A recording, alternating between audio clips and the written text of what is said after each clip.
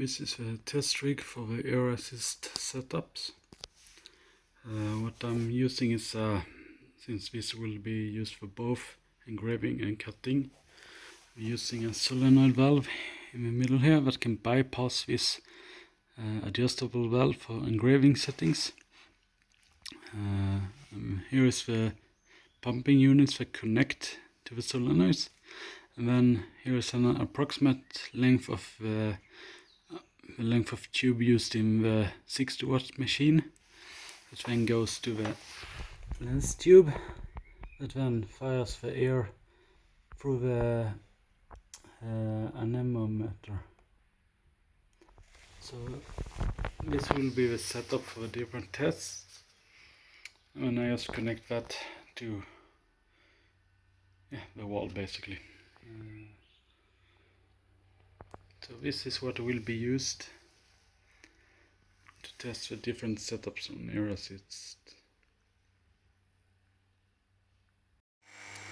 So to start off with, we have the original pump from the machine, and we have the original lens tube and nozzle here. And this, like the other test, measures about 2.8, 2.9 meters per second. So then when we change different setups, we can have something to compare to. This is the air velocity to beat. Now we've connected one of the aquarium pumps instead of the original Untitled pump.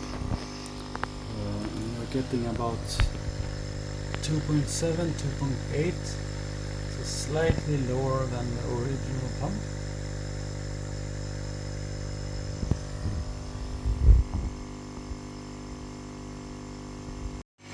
This setup is these two pumps here running in parallel through one solenoid each, one through the full hose length each, and then combining for the last part.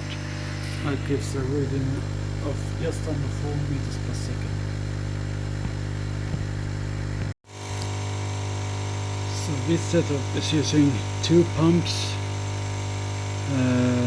connected to one. And that output is passed through, is split and passed into two solenoids, and then through one separate hose each, and combined at the last part. And that gives a reading of 4.3, 4.2 meters per second. So this is almost the same setup. Those two pumps connected together to that pump, and then instead of having solenoids, you get the split directly, so it bypasses the solenoids.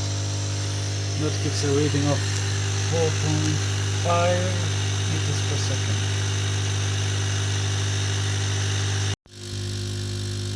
This is a test with one air pump connected through a solenoid, through the long tubing, and then into a nozzle. That gives a reading of 3.4 meters per second.